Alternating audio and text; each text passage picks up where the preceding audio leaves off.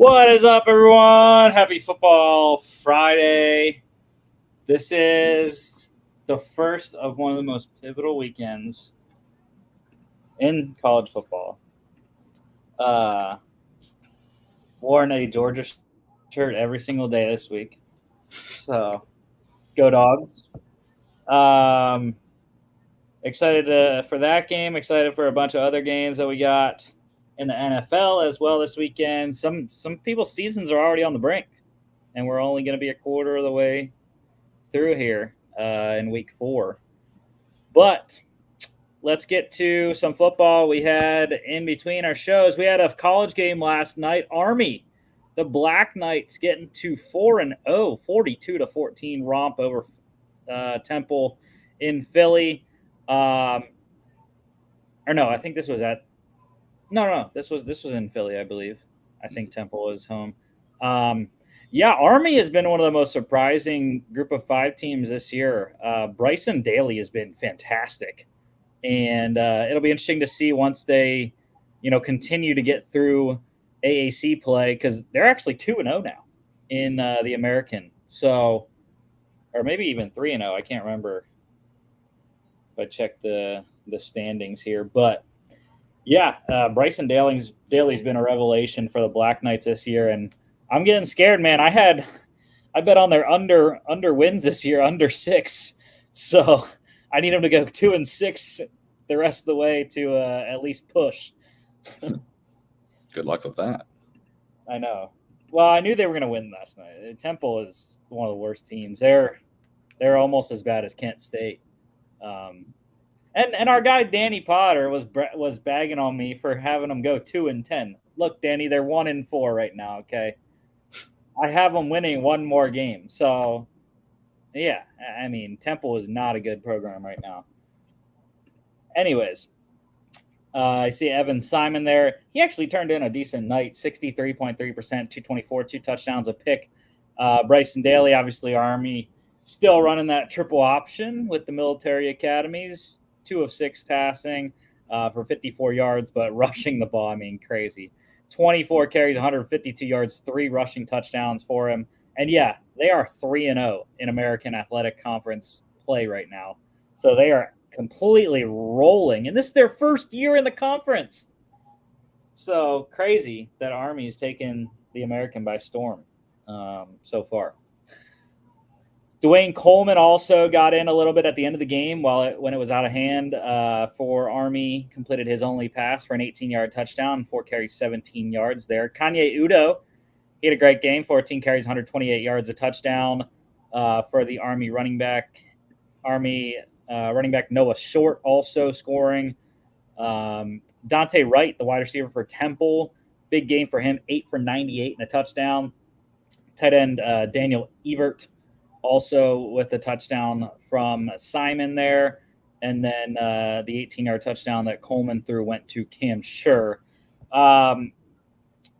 Apologies. I forgot to check on the defensive stats because I did this slide last night right after the game, so they didn't have all of the defensive stats in there yet.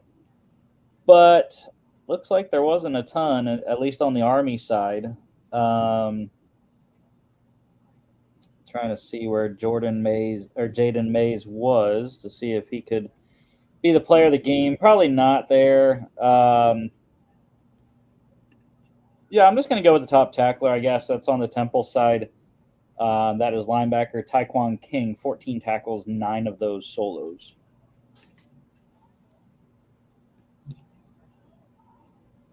And Army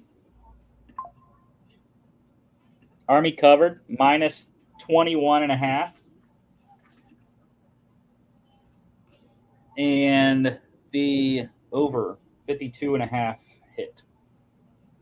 Put that in the wrong slot on the script there. That's why I was frazzled. Anyways, doubleheader Monday Night Football. We got another one this week, by the way, which is, I think, 2 more intriguing games. The Bills, though, oh my Jesus, completely demolished the Jaguars on 47-10. I don't know who picked the Jaguars, but It was someone on the show. No names will be named. There is a Instagram record of it, though. We'll just wipe it. Anyways, yeah, I mean, Josh Allen was absolutely spectacular, and he actually led my comeback in fantasy. In my dynasty league, he brought me all the way back with I believe it was a 38-point fantasy night for him. So he was fantastic, and the Bills fans, I think, I mean, it's a little early, but rightly so. They were chanting MVP for Josh Allen on Monday night. So all things going well in Buffalo, and I have no clue what's happening with Jaguars. I was really high on them this year, and their offense is not good. The defense has been not great either. So, and I know Logan was calling for Doug Peterson to get fired, I think. Yeah, I said in my season preview he was going to get fired this year. Yeah, I mean, I don't know. I really don't know what they can do differently. Like, I don't know. This team just screams old.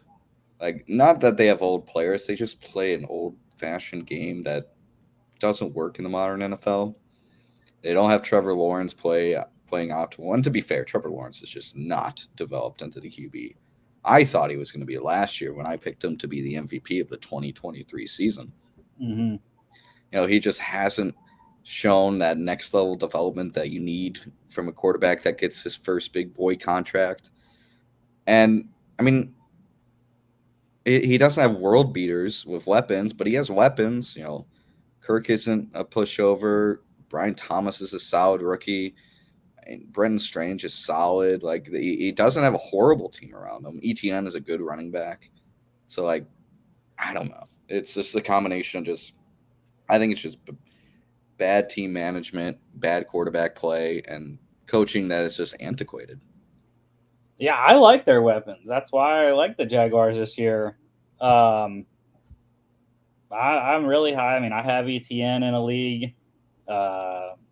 I really liked Brian Thomas. I thought he was like that last true number one in the draft. And then, Evan Ingram has been one of Trevor Lawrence's favorite targets. Kirk has been the biggest disappointment offensively, I think, for Jacksonville this year. They got him involved a lot in this game. But by the time he scored his touchdown, it was too little too late. And missing Ingram for the last couple has been tough on Trevor Lawrence. But their offensive line hasn't blocked well in either the pass or the run game. And then the defense, they have injuries, especially in the secondary, but they've been one of the worst defenses in the league. And it's tough because it's year one of Ryan Nielsen as the defensive coordinator. So I feel like starting out in the beginning of the season, it's always tough because players are trying to get acclimated to the new defense and whatever. But the Jags are one of those teams that I mentioned in the opening. Like, it's getting late early in Jacksonville this year. Oh yeah. And, would I say that like Doug Peterson was going to get fired when they went to Germany, or like right after they got back from Germany? Yeah, I don't remember. It was something along those lines. But they play their first London game. Oh, it was London, not Germany. They play their first London game in 2 weeks on October 13th against the Bears. So, anyways, Josh Allen, though, 76.7%, 263, 4 touchdowns, 6 carries, 44 yards. Mac Jones coming in late for Trevor Lawrence, 5 of 8, 62.5%, 22 yards. And, of course, he fumbled. Trevor Lawrence, though, 55.3%, 178 touchdown and a pick. And, dude, that, like you said, though, Trevor Lawrence has to take a lot of this, though. Like, the pick to DeMar Hamlin was atrocious. I mean, Brian Thomas wide open across the middle of the field. And how do you not hit him? I don't know.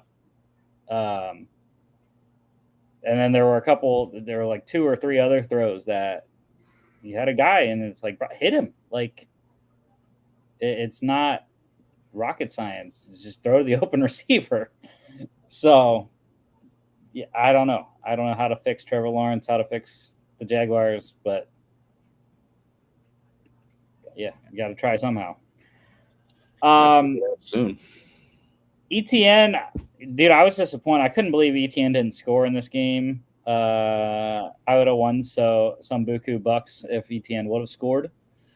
So that was disappointing. Also, fantasy wise, he actually turned in a nice performance. Fantasy, getting some garbage yards and receptions. But yeah, leading ball carrier in the game, surprisingly, 11 carries, 68 yards, 4 catches, 17 yards on 6 targets there. James Cook scoring again. What does he have, like 5 touchdowns this year? I think he scored in every game. So he's ridiculous. A touchdown. The one thing that was interesting, though, like the Bills really weren't able to run the ball. You see, James Cook only had 3.5 yards per carry. Ray Davis only 3.1. So I don't know what Josh Allen's equates to. His rushing average is probably good there. It's like 7 yards plus per carry. So, but kind of expect that from a quarterback.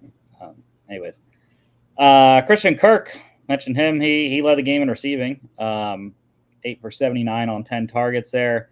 I forgot to say Ty Johnson and Ray Davis both scored. Johnson on a reception, Ray Davis on a rushing touchdown.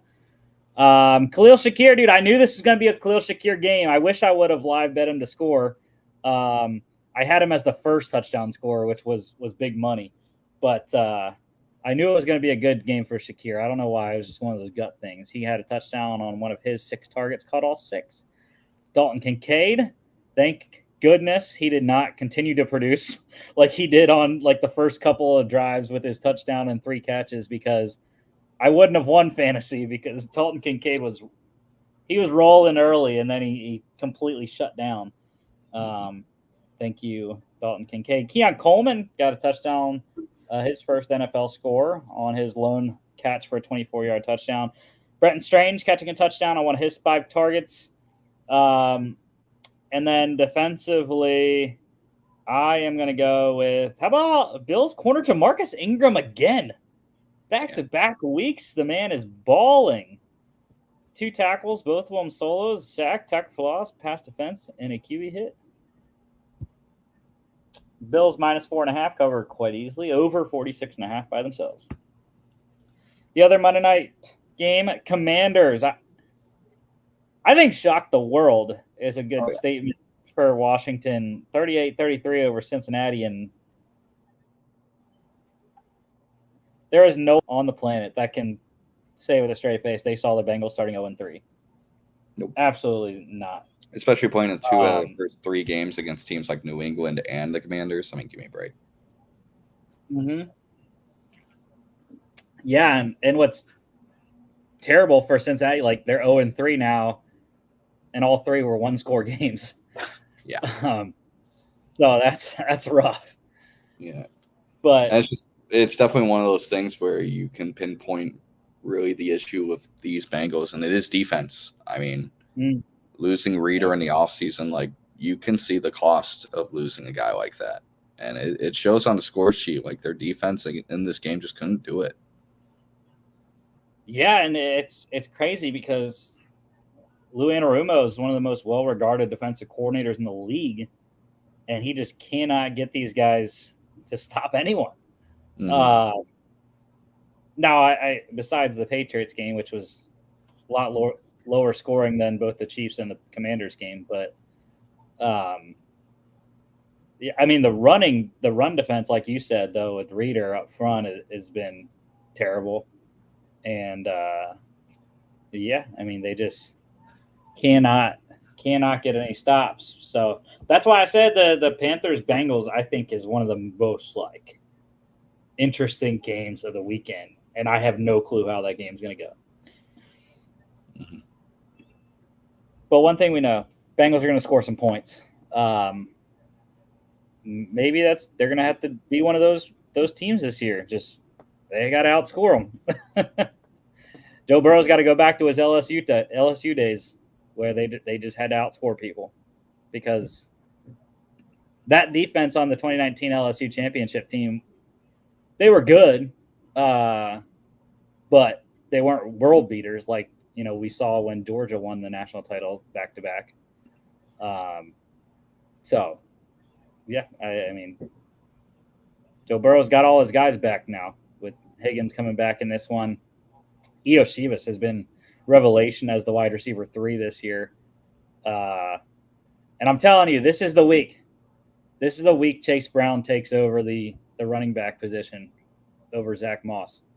I'm telling you right now. Because Brown was really good in this game. Joe Burrow, though, I mean, again, it's a winning stat line. 76.3%, 324, 3 touchdowns. That wins a lot of games. Oh, yeah. Not this one, when your opponent is a rookie quarterback completing the highest percentage of balls for a rookie in NFL history. 91.3% for Jaden Daniels. 254, 2 touchdowns, 12 carries, 39 yards of rushing score as well. Like I mentioned, Chase Brown, super explosive. He hit the holes hard on Monday night. 7 carries, 62 yards. Excellent night for him. 2 catches for 7. Zach Moss did score a touchdown and did run the ball quite well. Also had a big receiving workload. Austin Eckler, touchdown for him, even though he went out with a concussion. Brian Robinson Jr. also got a touchdown. Jamar Chase was fantastic. Caught 6 of 7 targets, 118, 2 touchdowns, leading the game in receiving. Terry McLaurin, Scary Terry's back apparently. Caught 4 of his 6 targets, 100 yards, and a touchdown. I mentioned E191. He caught another touchdown after catching 2 last week. And the big man, offensive lineman Trent Scott, not getting the football because Jaden Daniels said he's going to keep it. Because it was Daniels' first touchdown pass and Trent Scott's first touchdown reception. So Jaden Daniels said he's going to keep that ball, though. As I think he should. I think it should go to the quarterback. And defensively, I mean, Trey Hendrickson, Javonte Jean-Baptiste both had the same stat line, 1 tackle, both. It was a solo, 1 sack, 1 tackle for loss, QB hit. It was interesting, though. I watched Javonte Jean-Baptiste's sack of Burrow, and I was like, wow, 7th rounder beating up on a first rounder. He was up against Amarius Mims on that play. So it's always interesting. Hey, that's a guy I liked out of Notre Dame. I think I said in our draft episode about the Commanders, I thought this guy could be a good rotational guy down the line. Didn't realize he'd become good rotational now. Well, they had like 0 pass rushers in terms of edge rushers coming into the year anyways. So hey, it's his chance. Yeah, definitely. The Commanders plus 7.5 went outright over 46.5. Easily 71.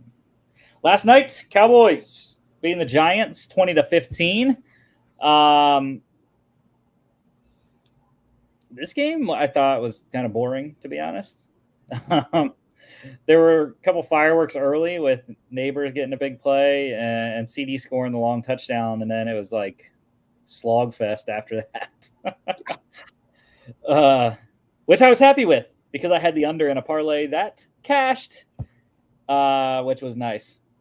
Anyways, I agree with what the guys were saying on the post game. Like, cool, the Cowboys are 2-2, but there are still so many issues with this team, and they're not.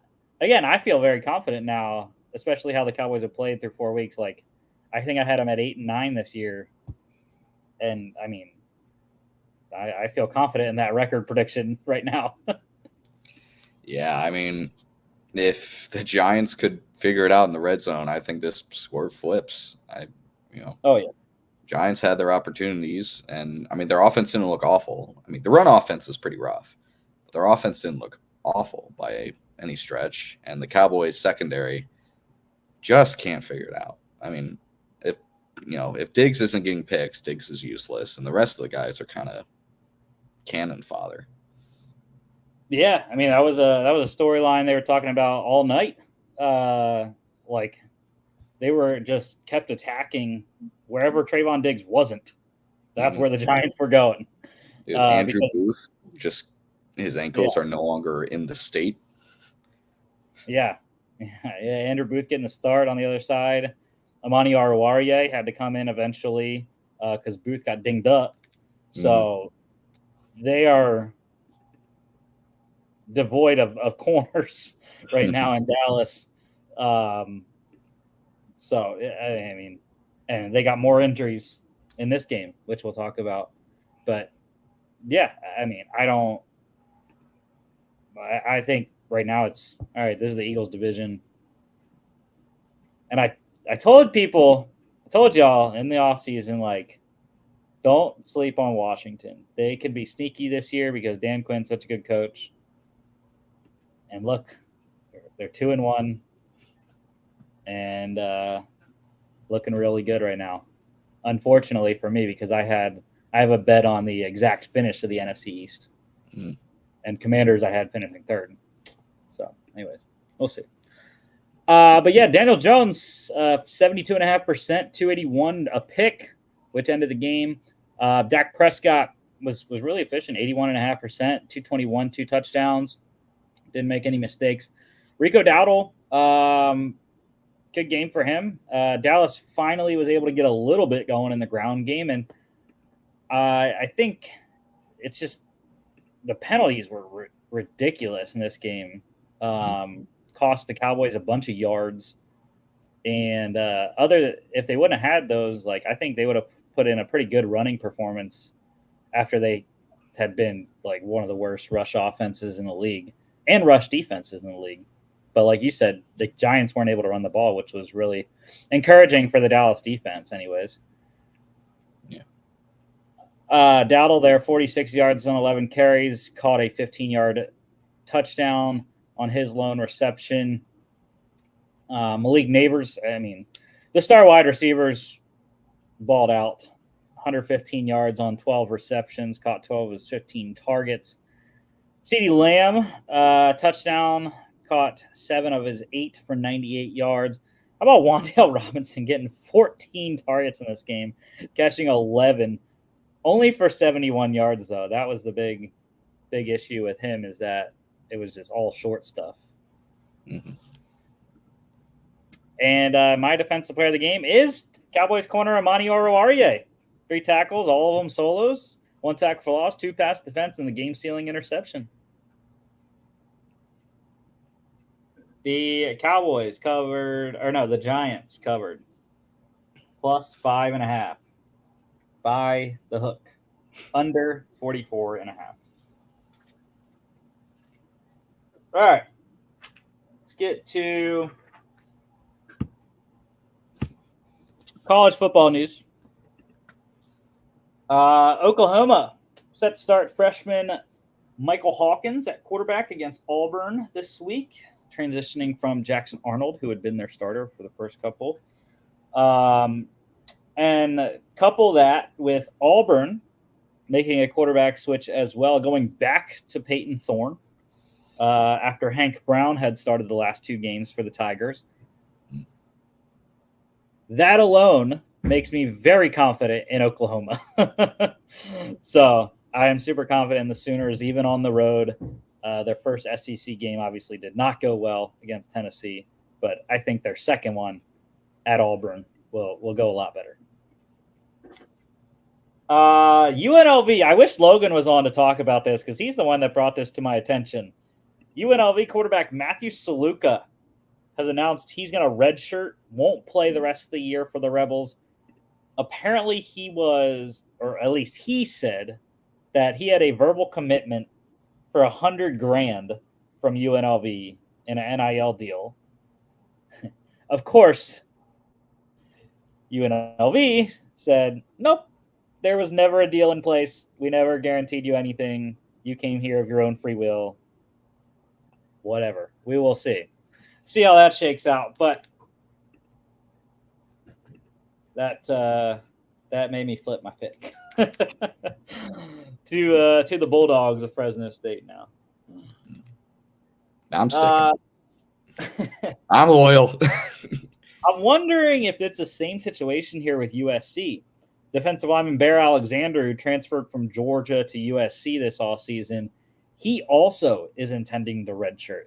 So I am very intrigued to see if that's the same situation there, where he got offered something or someone told him he was going to get something from USC if he came to that school, and he did not. So we will see. Big loss for the Trojans on their D line.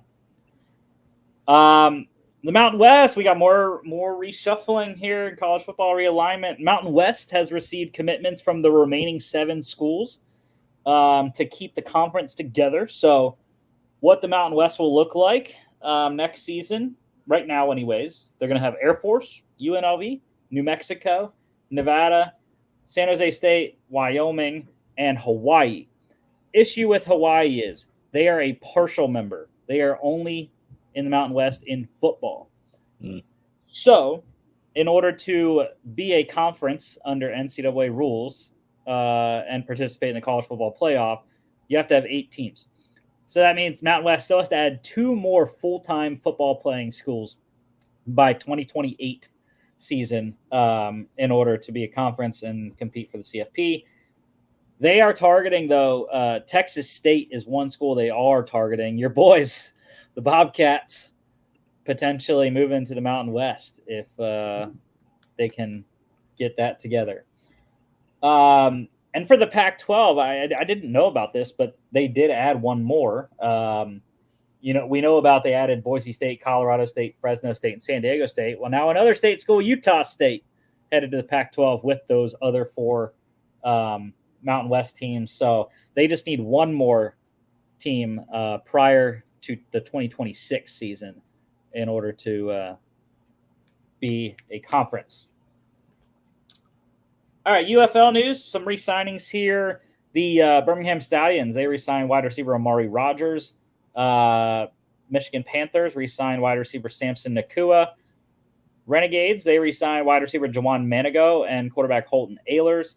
And the Memphis Showboats re-signing wide receiver Dawood Davis. Monster season last year for Davis, one of the integral pieces of that Showboats offense. Now under new head coach Ken Wisenhunt, by the way. All right, NFL news. The Raiders, they are sticking with Minshew this week, going up against the Browns, not moving to Aiden O'Connell quite yet. I agree with the move. One game, it's okay. Even though O'Connell did look a little bit better than Minshew, I still think they gotta stick right now. Yeah. Chargers. The Chargers are down bad right now. I mean, it is not going well in LA. Safety Derwin James' 1-game suspension has been upheld, and so he is out this week against the Chiefs. The Lions. Oh, did you have something on that? No, I was just about to say, got him just make it a little easier for the NFL's golden boy. Now, do we? Yeah. The Lions, they are going to wear their black jerseys with their blue helmets on Monday Night Football against the Seahawks. And dude, I love these. These are fantastic. I mean, I don't know if there's a better uniform. I mean, alternate uniform, I should say. These are spicy. Look at Amon-Ra, bro. He's gonna go for 200 yards, looking like that. Dude, I gotta disagree with you here. These jerseys suck. Bro, I love them. They're so generic. I love black jerseys in general, but when you put the Honolulu blue numbers on them, ugh. And another uniform change for this week, the Falcons. They're going with their red helmets against the Saints. So here you go. There's the red helmets. Or I don't know if they're these ones. Yeah, these ones. I think they are rolling with, yeah. I don't know what those dates are. That's an old date. Yeah. But yeah, this is what they're wearing here. That's a good choice. I like them. 10/16/2022. Cool. A Yeah. little old. Add a current logo to the red helmet. Nice. That is a fan edit.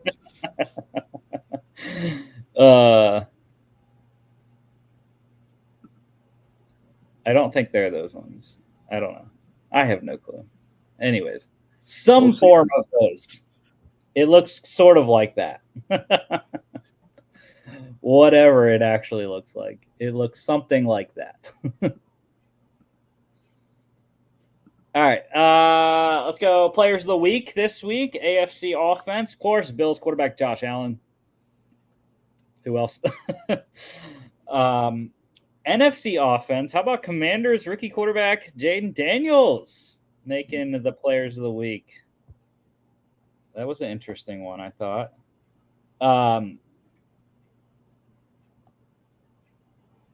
For AFC on defense, it was Colts corner Jalen Jones, who had a couple different turnovers. I think he had a forced fumble and an interception against the Bears, helped beat Chicago in Indy.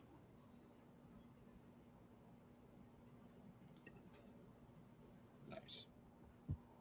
And NFC defense, your guy, Vikings linebacker Jonathan Greenard, wrecking the Houston offensive line all day. Absolutely. He had a hat trick, right? Yeah, 3 sacks, I believe. Yep. For the AFC special teams, it was Broncos kicker Will Lutz made all 6 of his kicks, 4 field goals, 2 extra points in their dominating win in Tampa. And then for NFC special teams, it was Lions punter Jack Fox pinning the Cardinals back consistently in Arizona last week, getting the win there. IR, guys getting placed on IR. Panthers wide receiver Adam Thielen with a hamstring injury. Eagles wide receiver Britton Covey, broken scapula. He is out 6 weeks. Browns guard Wyatt Teller. He has a knee injury. Cardinals defensive lineman Justin Jones, torn triceps. And Titans corner Chidobe Awuzie also placed on IR. Injuries. Lions center Frank Ragnow, partially torn pec. He is officially listed as week to week. Apparently, it's not season ending, which is kind of crazy. But yeah, I think he will have to have surgery on it. Yeah. I mean, he's gonna have to. It's just like, does he do it now or take the risk of tearing it completely? Yeah. And it sounds like he wants to play. So, which I would expect nothing less. Frank Ragnow is one of the toughest guys in the league, so would not expect him to miss time. It also would be interesting because I don't know which pec it is. If it's his left one, I mean, sure, go ahead and play. If it's right one, I mean, that'd be I'd expect very painful having your snapping arm. That's you use a lot of chest movement there. Regardless, I mean, doing the punching as an offensive lineman with a pec injury has to hurt. Mm-hmm. For the Bengals, offensive tackle Trent Brown is done for the year, torn patellar tendon. So, Mr. Mims, you're up, sir. First round pick for a reason. Got to step in. Had a tough night coming in for Brown on Monday. Hopefully, we'll see how he does in his first start this week. Would expect a pretty decent showing, considering the Panthers have absolutely 0 people at pass rush. Saints center Eric McCoy, groin injury for him. He's going to have surgery 6 to 8 weeks for the pivot in New Orleans. Steelers linebacker Alex Highsmith. He has a groin injury 2 to 3 weeks. Take as long as you need, Alex. It's fine. Nick Herbig is ready to go. Interesting one for the Dolphins on Monday. Quarterback Skylar Thompson. He's officially listed as day-to-day with a chest injury. Mike McDaniel said potentially Snoop Huntley could be their starter on Monday against the Titans. For the Vikings, wide receiver Jordan Addison deal with an ankle injury, hopeful to play this week. I think it's been confirmed he will play. I think I saw earlier today. I think the only guy that has been confirmed out is Ivan Pace. Gotcha. For the Lions, defensive end Marcus Davenport and 49ers defensive tackle Javon Hargrave, both done for the year, torn triceps. It was crazy. 3 guys, including Justin Jones for the Cardinals, all torn triceps in the same week. Yeah. But yeah, I don't know how big it is a loss for the Lions necessarily. Big loss, though, for the 49ers on the interior. Broncos also a massive loss. Linebacker Alex Singleton done for the year, torn ACL. He was their leader in the middle and their top tackler. So big loss for Broncos defensively. Bengals wide receiver Jamar Chase. He's dealing with a shoulder injury. Texans wide receiver Nico Collins. He has a hamstring injury, but practiced today. Expected to go on Sunday.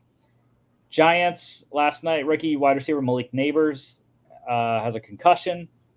For the Cowboys, their 2 defensive stars getting injured. Linebacker Micah Parsons, high ankle sprain, may miss time. I know there's been a lot of talk about, well, the bye is going to come up at a good time because they got 2 more games and then the bye, and then they play the 49ers after that. So decent timeline for Micah to get back for the 49ers game. And for their defensive end, DeMarcus Lawrence, he has a foot injury. He is out multiple weeks. So potentially they might get both back by the 49ers game in about a month. And for the 49ers, good news for the first time in a couple weeks for San Fran. Tight end George Kittle dealing with a hamstring injury. He's expecting to return this week. All right. Let's go with ins and outs, which I know this is one of the most fun segments I think we do on Fridays because, it kind of tells you like, all right, like why we make some of the decisions in our picks. And then like, obviously you can use this advice on your fantasy lineups as well. Anyways, Commanders running back Austin Eckler with concussion. He is out. Jags tight end Evan Ingram dealt with a hamstring. He is out once again. The Browns tight end David Njoku ankle injury. He is out again this week. Bills, 2 defensive injuries, linebacker Terrell Bernard and corner Teron Johnson. They are both out. For the 49ers, quarterback Brock Purdy, I think it was a chest injury for him. I mentioned George Kittle as well. They are both good to go. Wide receiver Deebo Samuel, I think his was an ankle injury. He is questionable. For the Lions, tight end Sam Laporta deal with an ankle injury, likely to play on Monday. Texans wide receiver Tank Dell with a chest injury, running back Damian Pierce with a hamstring injury. They are both out. Packers, good news, quarterback Jordan Love with an MCL sprain. He is officially listed as questionable, but I think many, including myself, believe he's going to play. That what you got too? Yeah. Cardinals, tight end Trey McBride dealing with a concussion. He is out. Colts going to be missing corner Kenny Moore II and defensive end Kwity Paye this week. Bears, good news. Wide receiver Keenan Allen dealing with a heel injury. He is questionable. And rookie wide receiver Roma Dunze with a hip injury. He is good to go. For the Saints, linebacker Demario Davis with a hamstring and offensive lineman Cesar Ruiz with a knee injury. They are both out. Running back Alvin Kamara with rib and hip injuries and wide receiver Chris Olave with a hamstring injury are both questionable. Raiders, massive losses for Vegas this week. Wide receiver Devontae Adams dealing with a hamstring, defensive end Max Crosby with an ankle, and tight end Michael Mayer. All of those guys are out. Steelers, running back Jalen Warren with a knee injury. He is out. He is listed as week to week. For the Falcons, running back Bijan Robinson with a shoulder injury and linebacker Matthew Judon with a hamstring. Both guys are going to play. Eagles ruled out wide receiver Devontae Smith with a concussion. However, wide receiver A.J. Brown with a hamstring and right tackle Lane Johnson with a concussion. They are both questionable, so potential reinforcements for Philly this week. Please, A.J. Brown, I need you on my fantasy team. And other ones here, 49ers left tackle Trent Williams with a toe injury. He is questionable. Chargers, they're listing quarterback Justin Herbert as questionable with his ankle sprain. Also for LA, rookie offensive tackle Joe Alt is questionable. However, defensive end Joey Bosa, offensive tackle Rashawn Slater, and linebacker Junior Colson all out. So once again, it is pretty gloomy in LA for what many people say is the one of the most snake bitten teams in NFL history. So yeah, it's not getting any better for the Chargers. But yeah, a couple signings. The Broncos, they signed linebacker Quan Alexander, obviously a need there with Alex Singleton being gone for the year.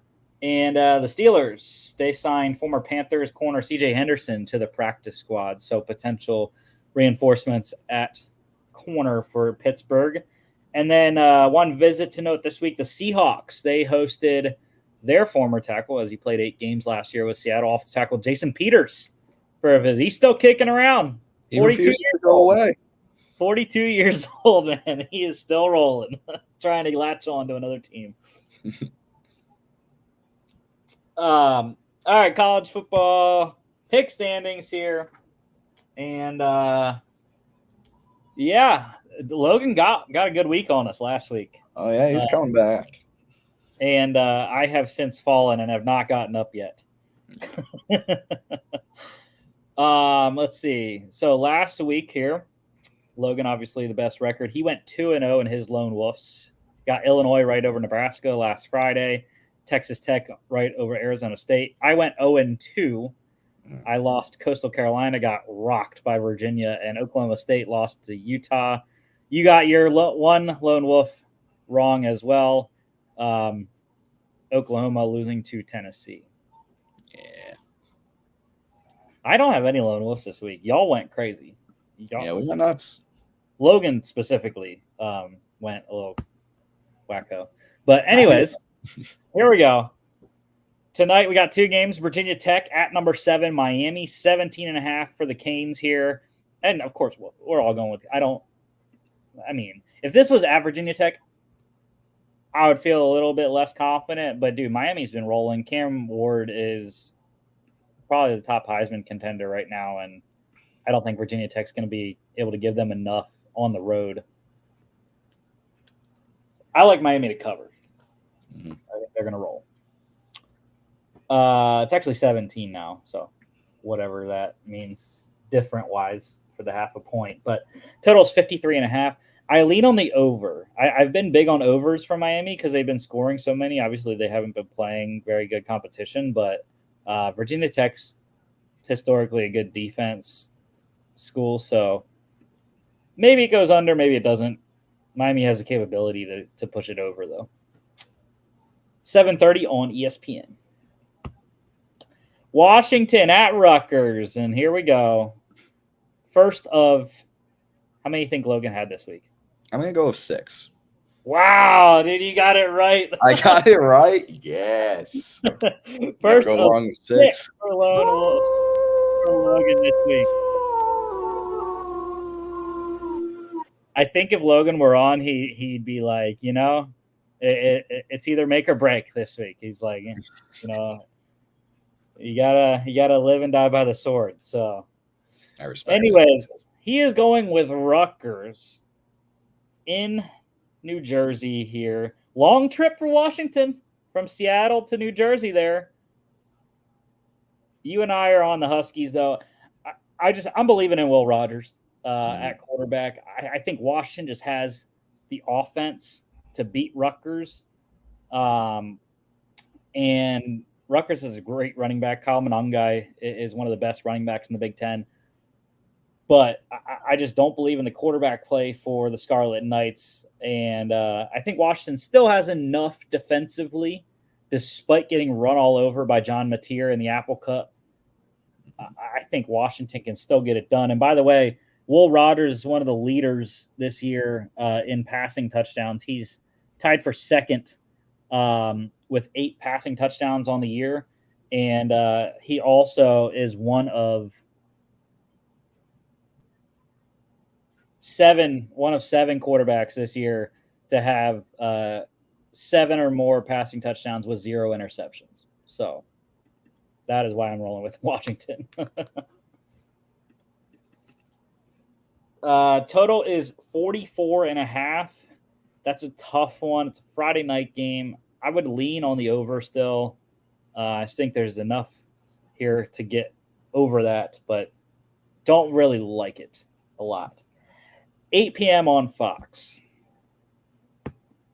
And tomorrow we're starting off in Mississippi here. Kentucky heads to number 6 Ole Miss. Rebels getting 16 at home. Yeah, I don't know. It's a big line. Kentucky has a really good defense, as we saw against Georgia. So I would not be totally confident in 16 for Mississippi, but Rebels definitely should win this game, especially at home. Yeah. 52.5 is the total. Again, if it were anyone else, potentially, I would like the over. But because it's Kentucky, Mark Stoops has his defense playing well. Yeah, I agree. 12 p.m. ABC and ESPN Plus. Let's go to the Big Ten. Minnesota at number 12, Michigan. I have no clue why he's doing this.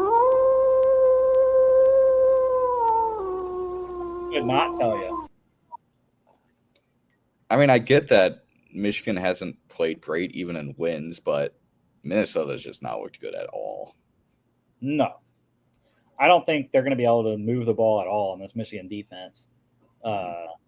Like I kind of mentioned with the Iowa-Minnesota game last week, when we were previewing that, I have not been impressed by Max Brosmer at quarterback, the New Hampshire transfer. So with that in mind, I'm going with Michigan defense, and not sure if they're going to be able to stop Michigan's running attack either. So not confident in the 10.5. I'm not going to be confident in any Michigan spread the rest of this season. So 10.5, I think, is a little bit much. I know they're at home, and I know Minnesota's not that great, but I would not be confident in 10.5. And but yeah, I think number 12 Michigan does win this one, as do you. 34.5. Good Lord. I've seen mixed reviews on betting previews for this game. I've seen some people like the over, some people like the under. Now it has dramatically dropped. It started off at 39, I believe, early in the week, and is all the way down to 34.5 now. So if it were 39, I would like the under. Now I'm kind of leaning on the over because, 5 touchdowns.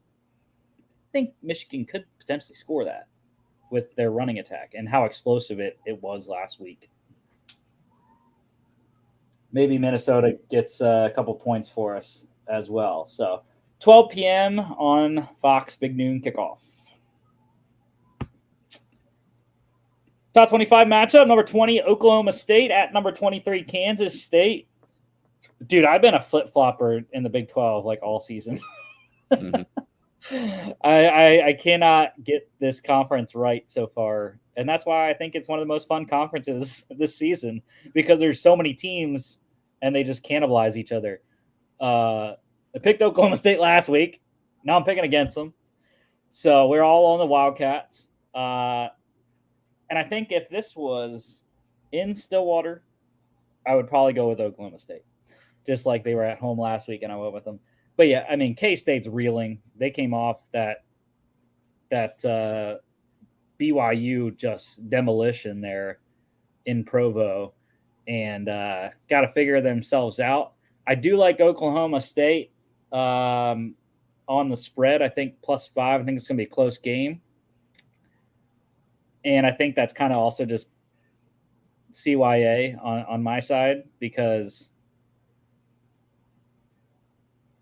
I'm not sure what this game's going to look like because of what happened last week. So I still think Avery Johnson, though, he's definitely the better quarterback in this game. Oklahoma State, I think, has the better defense. So it's going to be a big clash there. And I think it'll be up to the Oklahoma State offense to really score some points. on a Kansas State defense that held Arizona to 7 points. So total here is 57.5. I am leaning. I like the under. I just think OK State's defense plus Kansas State's defense equals an under.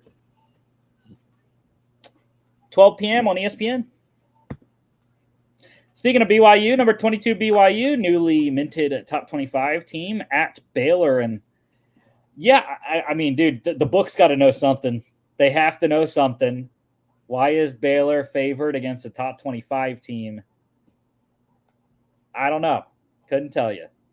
But what I do know is that Baylor blew a lead last week to Colorado and let Colorado have a Hail Mary that was a repeat of a Hail Mary from 30 years ago in 1994.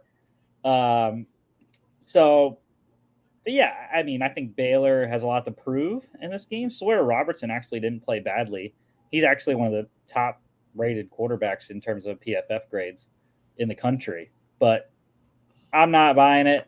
I like BYU. Kalani Sitake has the Cougs rolling here. And how about BYU potentially going 5-0? Not something I saw coming, that's for sure. Total's 46.5 here. Leaning on the over. I don't know why. It's a gut check there. 12 p.m. on FS1. Maryland, the Terrapins headed to Indiana. Hoosiers getting 7, man. And yes, sir, of course, I've been the biggest Hoosier supporter this entire season. I told y'all Indiana was coming, and they're going to be one of the sneakiest Big Ten teams in the country. And that they have. They absolutely demolished UCLA. They have been killing every single team they've met. And now they come in, play against Maryland, who is 3-1. Doesn't matter. Kurt Cignetti's got these boys playing well. Curtis Rourke is another one of those guys that I said. He is one of the 7 that have at least 7 touchdowns and 0 interceptions. He's 8-0 touchdown interception ratio, just like Will Rogers. So he's been playing excellent, and I absolutely love Indiana this year. They've been awesome. Take the spread. Take the spread with Indiana. I like 7. Total here is 51.5. I like the over. Indiana's been scoring points, man. 12 p.m. Big Ten Network. How about Western Kentucky? Hilltoppers at Boston College. I don't know what happened to this game. Something happened. I haven't researched it, but this spread dropped from 13 to 8. For some reason. Yeah, I don't know. I don't know what happened. Makes me question Boston College a little bit, but we're all still rolling with the Eagles here. They're at home, so I don't think it's going to be an issue. ACC versus Conference USA. ACC should win this one. And as long as... Oh, I found it. What's up? Boston College quarterback Thomas Castellanos will miss the game against Western Kentucky with an injury. Did it say who's starting?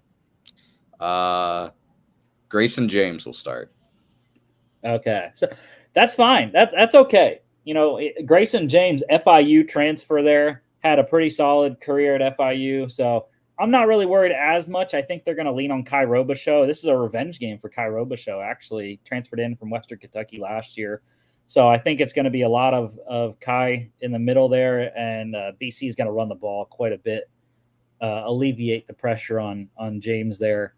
And they're going to play good defense. Bill O'Brien's got this team rolling pretty well. So I don't think they're going to have a hiccup. Maybe they do. But I still like Boston College. That's fine. Not as confident against the spread, though, anymore with James at quarterback. This one's 53.5. I haven't looked at the updated lines here to see if the total has changed. But, 49.5 now. So lost 4 points. I'm leaning on the under. I know it should be a pretty offensive game. Western Kentucky has one of the most up-tempo offenses in the country. But without Thomas Castellanos, I think that Boston College is going to do a lot more of possession football and running. So I think the time could run out before we can get to an over. So I'm leaning on the under, though. 12 p.m. ACC Network. Wisconsin at number 13, USC. Big Ten matchup here. Trojans getting 15.5 on at home. Not very confident, 15.5. I know Wisconsin lost Tyler Van Dyke 2 weeks ago. So, yeah, not really confident in a lot in this game. But I am confident that USC is going to win. 50.5 is the total. Leaning on the under for some reason. 3:30, Big Ten on CBS. I was shocked about this. Number 15, Louisville at number 16, Notre Dame. No one took the Irish. I thought I'd be lone wolf in this one. 7-point favorites at home. Look, Notre Dame doesn't have a passing attack, which is not good. You know why? Because when you look at the Louisville defense, they are third in the country in run grade defense. However, they are 99th in pass grade, in coverage grade. So, if Notre Dame wants to win this game, they should throw the ball because Louisville's not great against the pass. However, that's not their strong suit right now. They are good at running the ball. So it'll be strength on strength up front. And I just think the Cardinals can win this one. Tyler Schuff, another one of those quarterbacks, 8-0 touchdown interception ratio. He's been playing great football and got the Cardinals in a good position here to make a splash in the ACC. Total's 46.5. Leaning on the over. My mind initially went under, but I convinced it to say over. 3:30 on Peacock. Won't be watching that one. Don't got a subscription. Number 21, Oklahoma at Auburn. This line has gone back and forth. Of course, Logan's going. Auburn.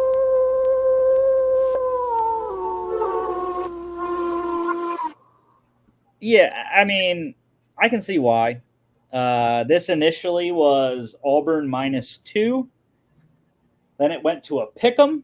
Then it went to Oklahoma -1. Now it is back to Auburn -1. So I don't like the spread at all in this game. I like Oklahoma money line straight up.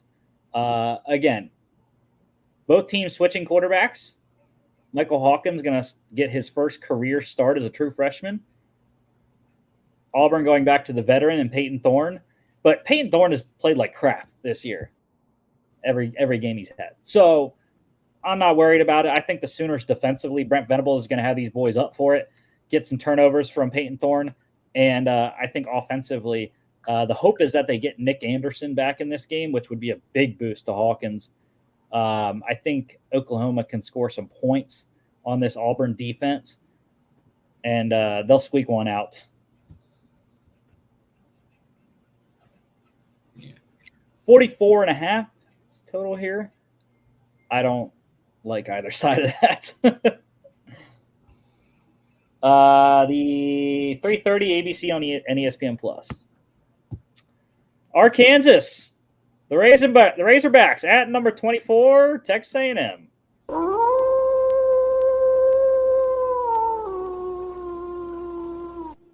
On the Aggies. On the Aggies, man. I mean, I picked against them last week. It was to my detriment. I'm not going to make that mistake again. Yeah, neutral site game here, as this game has been for the last 14 years. I believe it's 14. I don't remember. Some reason in my head I have a stat for A&M. They've won like 12 out of the 14 in Jerry World. So not great for Arkansas. What I will say is Arkansas, however, or A&M, however, they are 34th in run defense grade. So while they are in the top half, in the top quarter of college football. I think it bodes well that A&M's not a top 10 or top 15 run defense because Arkansas has some great guys to run the ball. The Utah transferred Jaquindon Jackson has been fantastic. Obviously, Taylon Green, the quarterback, can run as well. So I think they're going to do a lot of that, running the football. I don't want to pass against this A&M secondary. As long as they can block Nick Scorton up front, I think Arkansas should be able to do this thing right. And I think it's going to be a high-scoring game. Marcel Reed for the Aggies got his first win last week as the true freshman there in his first start. And it's going to be a battle of dual-threat quarterbacks. So, but I still think Arkansas overall has the offense, and I think they're going to outscore A&M. Get a win for Jerry's Razorbacks. He already got a win this week. His Cowboys already won. So he can sit back and all right, let's go Hogs. 51.5. Like I said, I'm liking the over. I think these offenses can be explosive this week. And I don't know if they probably made a decision by now. I just haven't seen it, but there was some question of whether it was going to be Marcel Reed or whether Connor Wegman was going to be back for A&M. If it's Connor Wegman, I feel a lot more confident in Arkansas. If it's Reed, not as much, but still like the Razorbacks. 3:30 on ESPN. Colorado at UCF. No one's taken the Hail Mary Buffaloes.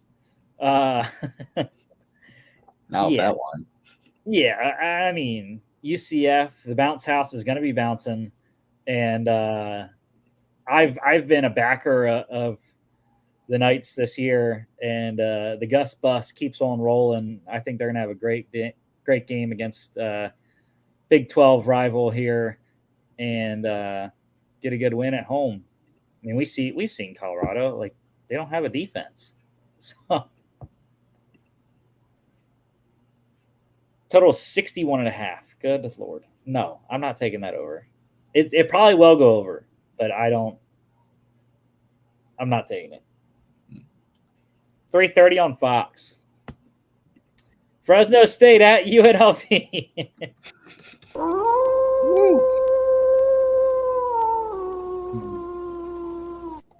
You're sticking with the Rebels. I am very stubborn. I'm not moving. It's going to galvanize the team, right?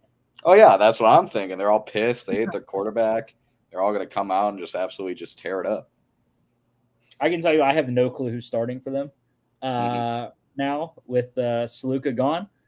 I do know, however, who's starting on the Fresno State side, and that is Mikey Keene, who I've liked a lot throughout his career. He's done very well at Fresno in his second season now with the Bulldogs. And this game, surprisingly, has stayed kind of consistent in terms of the spread. I've been surprised that it's 2.5. Actually, no, I do know who's starting. It's Hajj Malik Williams is the starting quarterback there. The Campbell transfer had a great career at Campbell, but I'm just on a short notice. I don't know. I'm going with the Bulldogs. This was my Mountain West championship right here. We'll see if UNLV can get there without Sluka now. But to be honest, though, Matthew Sluka really wasn't throwing the ball very well. It was his legs. It was his legs that were doing it for the Rebels offensively. And that's kind of the guy that Hajj Malik Williams is as well. Great dual threat quarterback there.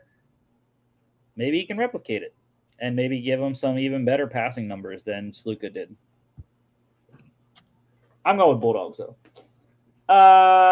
As is Logan. 50.5 is the total here. I'm leaning on the under. 3:30 FS1.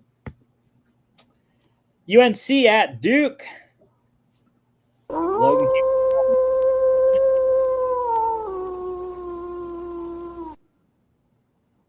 I was on the fence this game. I really was. It's a close one. It's a rivalry, obviously, Duke and UNC. Manny Diaz has those boys playing well, the Blue Devils there in Durham, but I like their intrastate rival to get them, North Carolina. They're coming off one of the toughest losses this year, 70-50 against James Madison. And I think what I took away from it, though, was Jacoby Criswell. Like I thought, he can provide the Tar Heels with some offense, and he did. Put up 50 points. So it's just about the UNC defense being able to stop someone. And I'm not that confident about Duke's offense. So I think UNC, even if they give up points defensively, I think they can outscore them. And they got to play better special teams. I mean, blocked punt last week for a touchdown was not great. 55.5 is the total. Leaning on the over. Lean. 4 p.m. ESPN2. Mississippi State at number 1, Texas. Horns getting 37.5. That is atrocious in an SEC game. Like, bro. That's a cupcake spread there. Granted, Mississippi State has been worse than a lot of teams this year. Yeah, they just don't have talent anywhere on the field. Again, they got demolished by Toledo at home. And now they got to go to Austin. So, yeah. I am not touching that, though. 37.5, that's way too much in an SEC game. 61.5, I don't know. There's also a question. Sarkisian still doesn't know he's going to start. He doesn't know if it's going to be Ewers or Manning. Again, if it were me, like I've been saying the last couple, like, just sit Quinn. You don't need Quinn Ewers to win this game. Arch Manning can win this game. Got to play better than he did last week, but I think Arch is capable of winning this one. And then, you got to bye. And then I forget what the schedule sets up. But anyways, I think Texas can win this. And I'm going to go with the over. Overs have been great for Texas this year. Maybe we can get some help like we've had to for the Horns games, but I like the over 61.5. 4:15 p.m. SEC Network. Big Ten matchup, number 3 Ohio State at Michigan State. Buckeyes getting 23.5 at Sparty. Is this a trap game? Could be. Michigan State looked good so far, and it is in East Lansing. And I mean, Ohio State, you probably heard like they didn't give out a defensive player of the week last week because they were very disappointed in 14 points. So yeah, who knows? Yeah, and Michigan State's getting their freshman wide receiver back this week as well. Their big number 1 target there. I forget his name, but no, it's not going to be. I like Ohio State minus 23.5. Like you mentioned, their defense.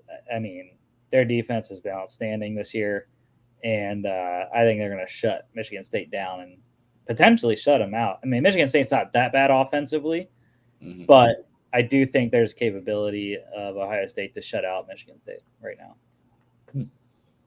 especially if they're that pissed that they gave up 14 points last week. But yeah, I like the spread with the Buckeyes here. Total is 48.5. Leaning on the under. 7 p.m. on Peacock. Can't watch it, Jimmy. You got to sign up. I my ways. Stanford at number 17, Clemson. ACC battle here. Tigers 21.5. And they absolutely demolished last week NC State. I lean on Stanford on the spread. The Cardinals have been sneaky this year.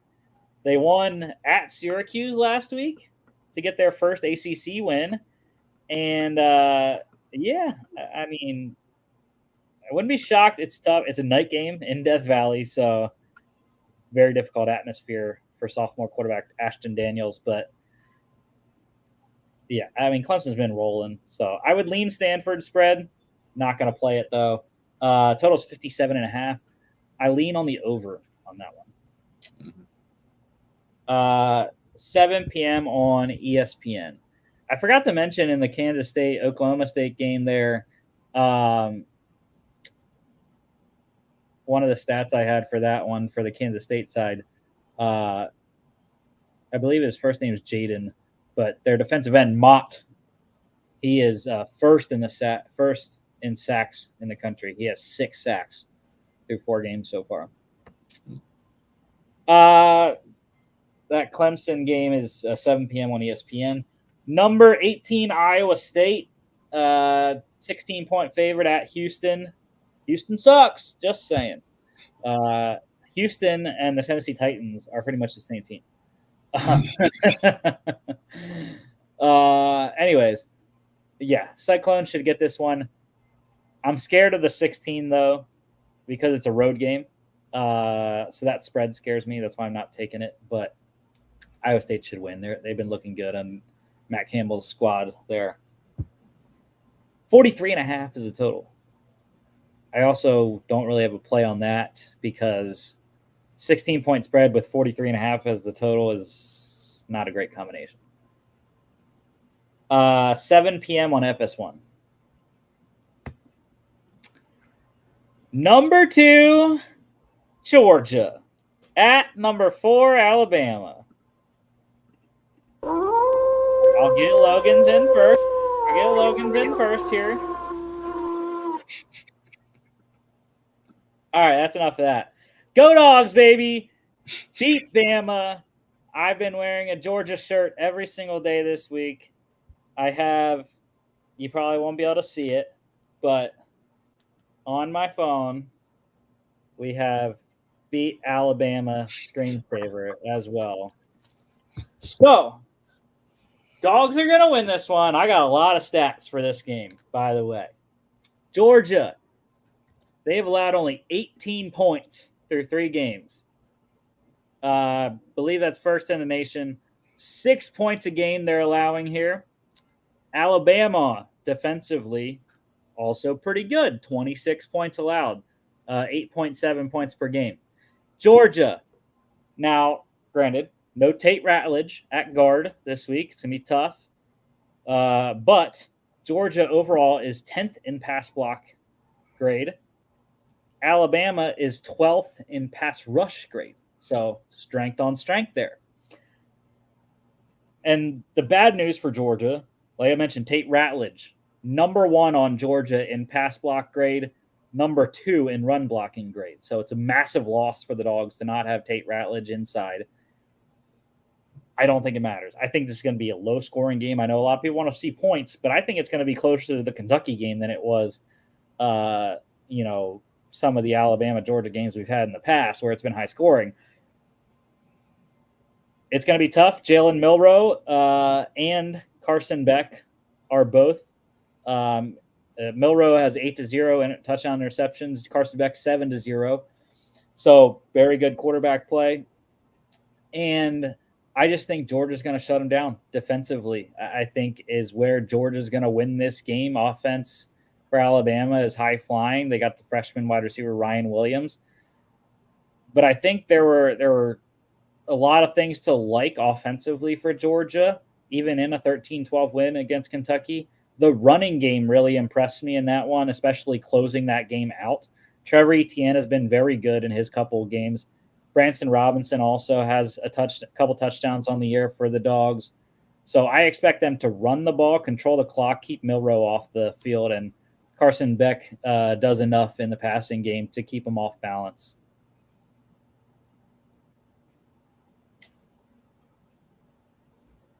This one, yeah, it keeps swinging, this line. It started out Georgia -2. It went to Alabama -0.5, and now it's back to Georgia -1. So take Dogs on the money line there. 50.5 is the total. That's in the gray area for me. I think it could go either way. I am on the fence that it's going to be low scoring, though. I think both defenses dominate in this one. 7:30 ABC and ESPN Plus. Logan going back to back. He just hates me this week. Like he just.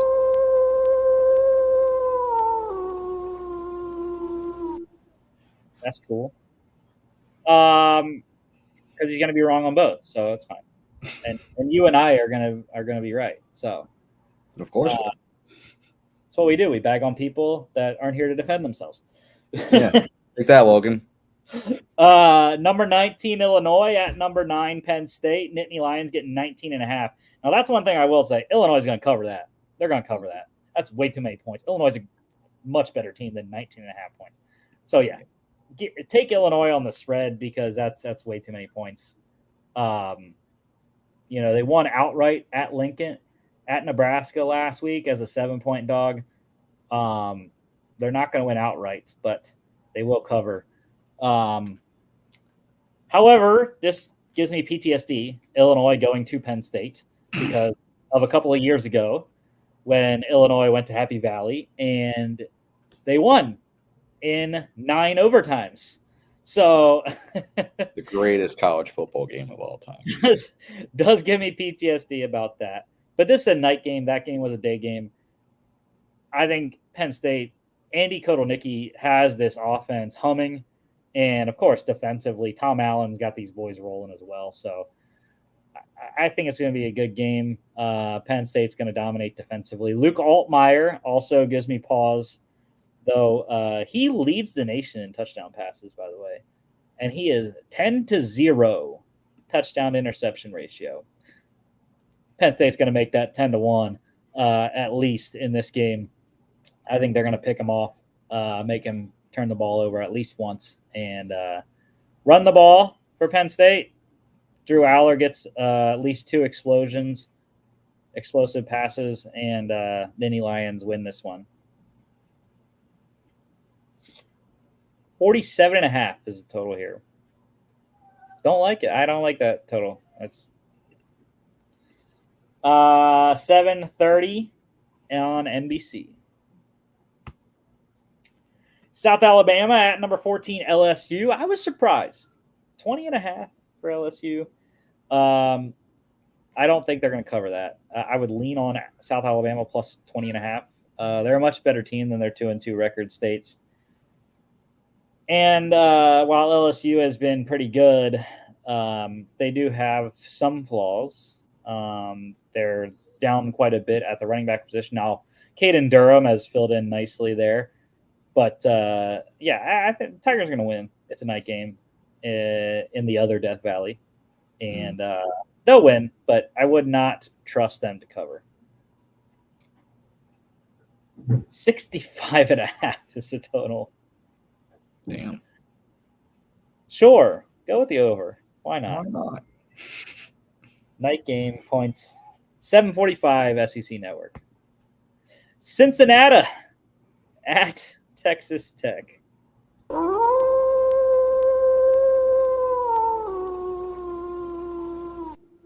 Jimmy, I know you're going to say I didn't get the sound for it yet, though. I don't know. Every single one of my lone wolves, I'm utterly shocked that I'm the lone wolf. I'm not even kidding. Every single one. Maybe except UNLV, but like every single one, I'm like, really? I'm on my own here?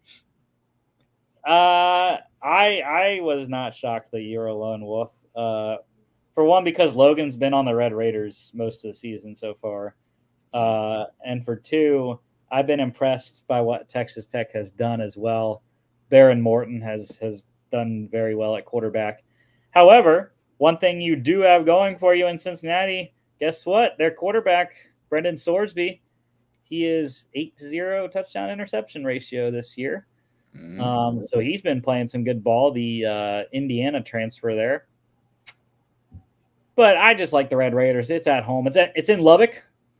Not much else to do in Lubbock except go to the Red Raiders game. So this will be a packed crowd, and it's a night game. So they'll have a good time at Texas Tech there. Cincinnati struggled also in Big 12 play since they've been in the conference. So I thought you were going to say it's a Vice pick, though. That's where I was going. I was I gonna thought go with that's that, where but I just like Cincy here. This ain't a vibe thing. 57.5 is the total. I'm leaning on the over. 8 p.m. on ESPN2.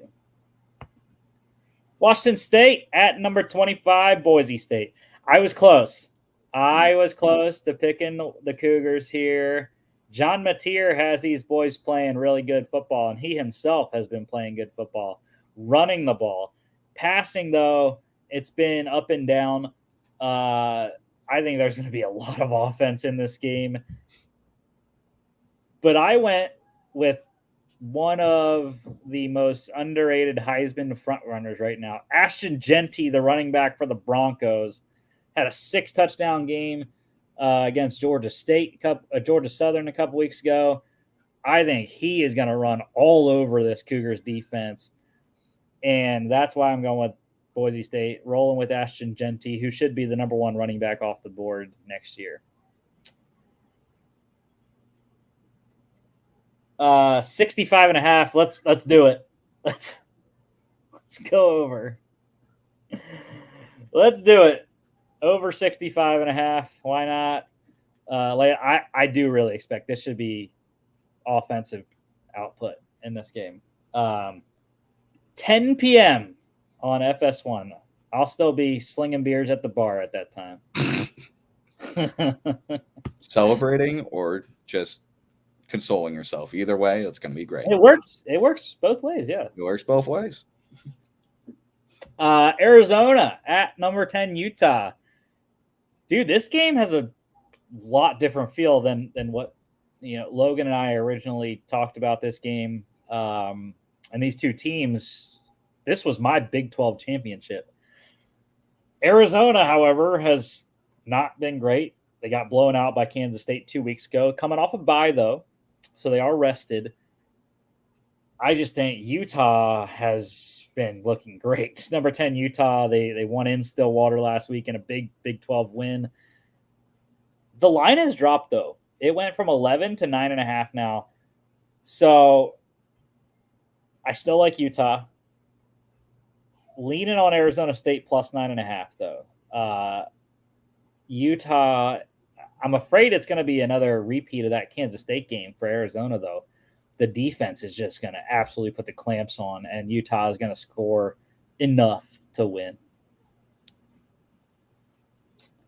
47.5 is the total here. I'm leaning on the under. 10:15 p.m. on ESPN. Number 8, Oregon. 25.5 at UCLA. Give me the Ducks on the spread here. Look, Indiana went into Los Angeles and absolutely creamed UCLA. Oregon's a lot better team than Indiana is, so I have no issue with putting 25.5 on the Ducks here. They should demolish. And it's an old Pac-12 rivalry anyways. New Big Ten rivalry now. So, yeah, Oregon has a lot to prove still this year, despite their win in the Civil War 2 weeks ago.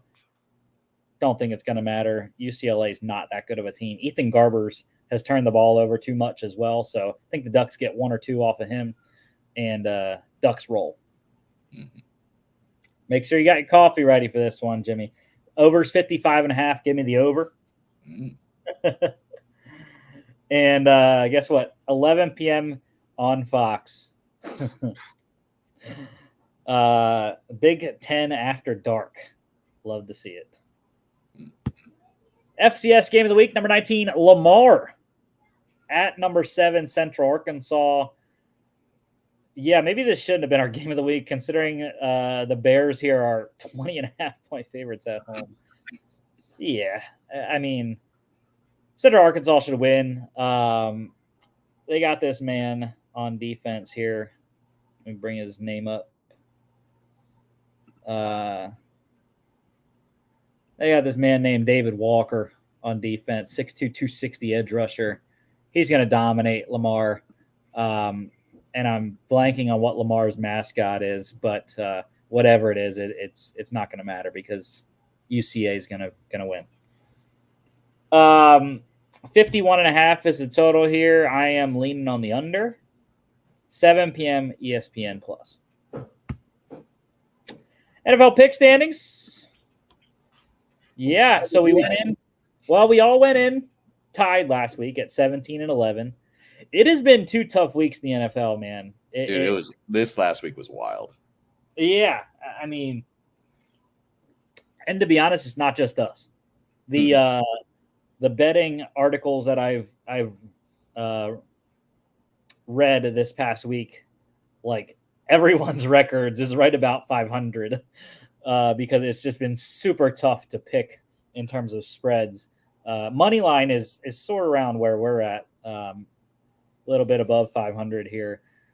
But yeah, so you and John matching records last week to take the top spot there at 24-17. Logan, 1 game back of y'all, and I am 2 games back. Just terrible record last week because of Lone Wolves, man. Lone Wolves killed me.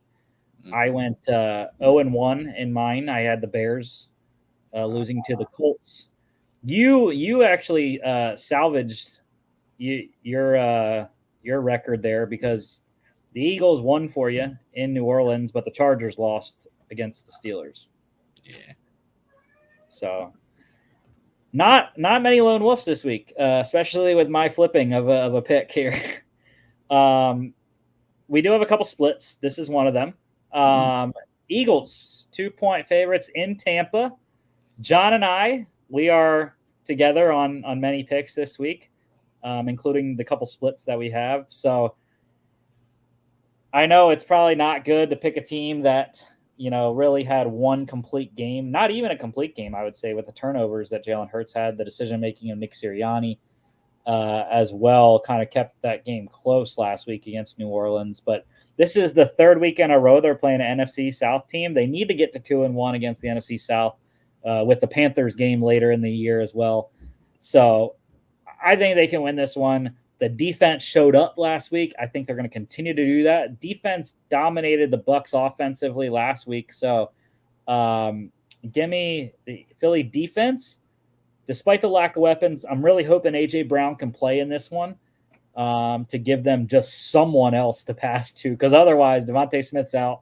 Dallas Goedert would be the top receiving weapon, and of course they have Saquon still. So I think he's going to run the ball quite well again and get this one. I think the Eagles do cover. Yeah, I got to disagree. I think, kind of as you mentioned, I think the Eagles just haven't played a good game. Even their 2 wins have just been ugly and gross. I think the Buccaneers can recover from their very devastating loss to the Broncos last week. I think they just need to shorten things up. I just don't believe in Sirianni. I think that's just one thing I'll say outright. I think Sirianni has just shown to not really manage a game super well. So yeah, I think the Bucs. I think the Bucs have this one at home.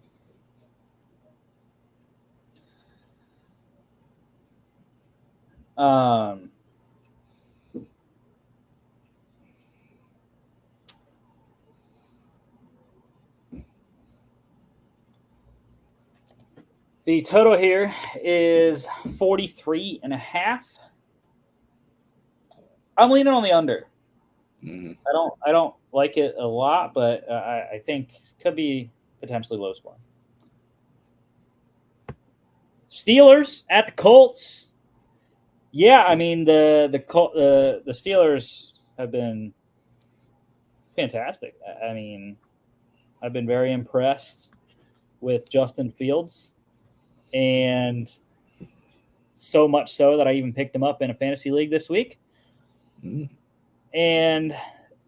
But once again, though, my pick for the Steelers, it's the defense. I mean, they run this team, and Anthony Richardson has been a turnover machine, especially last week.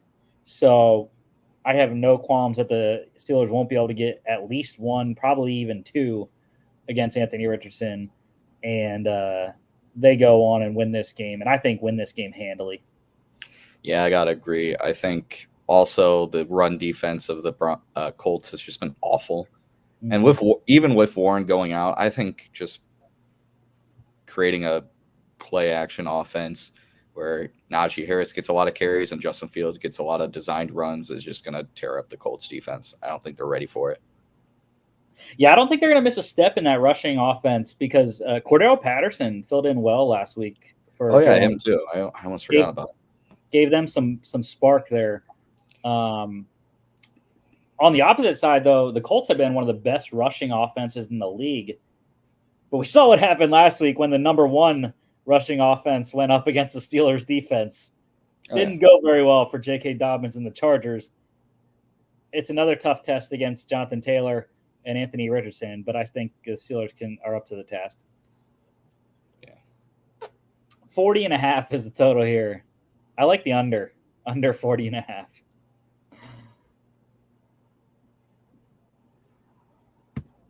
Bengals at the Panthers. I wanted to. We all did. I wanted to believe in Andy Dalton. I want to believe, man. But I think with Thielen also being out too, that's a big weapon to lose. Yeah. I think it's a trendy pick to pick the Panthers. Yeah. But I'm going to stick with what we know. What we know is that the Bengals can score points. Oh, yeah. And what we know is the Panthers, despite last week, they still have the worst point differential in the NFL at minus 46, I think it is.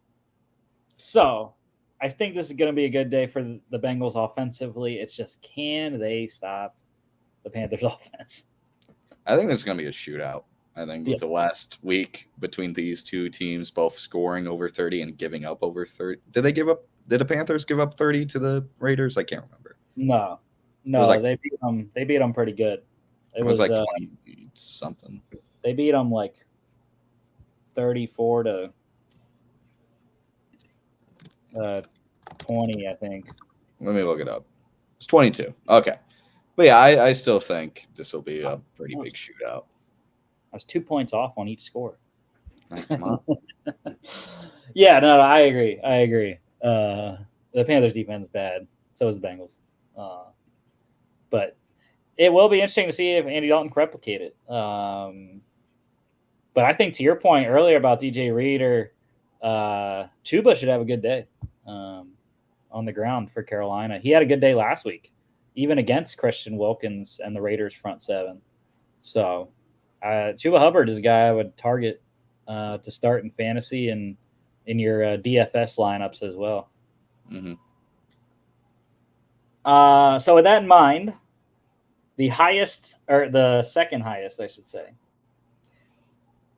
tied for the second highest total of the weekend, we're rolling the over, 46.5. 46.5. Broncos at the Jets. Yeah, if it was maybe a different team, I would pick the Broncos, but going to East Rutherford, the Jets are riding high. Loss of Alex Singleton on defense as well for Denver's big loss, especially running against Breece Hall and Braylon Allen. So I like the Jets. I like Jets to cover as well. Mm-hmm. Yeah, I think the Jets offense is just, they really came alive last week, and I think they're just going to continue. And their defense is good as well. Pretty underrated, in my opinion. Yeah. Hassan who? Hassan Reddick who? Total 30. I want him to. Total 39.5 here. That's tough. I'm leaning on the under. See how much they can give up against the Broncos offense.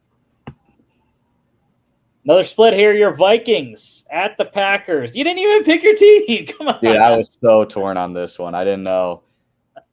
Like, for me, it was also just, I made this pick before I knew more about injury reports on both sides. I think if I had to make this pick now, I think I would flip it. I think I would go Vikings, but I was like, I don't know if Addison's going to play. We can still do that. We can. You know what? Screw it. Flip it. Oh, Logan now turns to a low on his back. Oh, sorry, Logan. You're a post hoc lone wolf.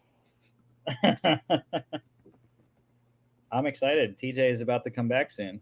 Yeah, I think I saw a tweet earlier today, and it said the field conditions in England is going to determine whether Hawkinson is, which makes total sense. But like, yeah, that's what Kevin O'Connell said. Like, the field conditions will be the basically determining factor in whether or not I want to play Hawkinson. Which, yeah, I understand.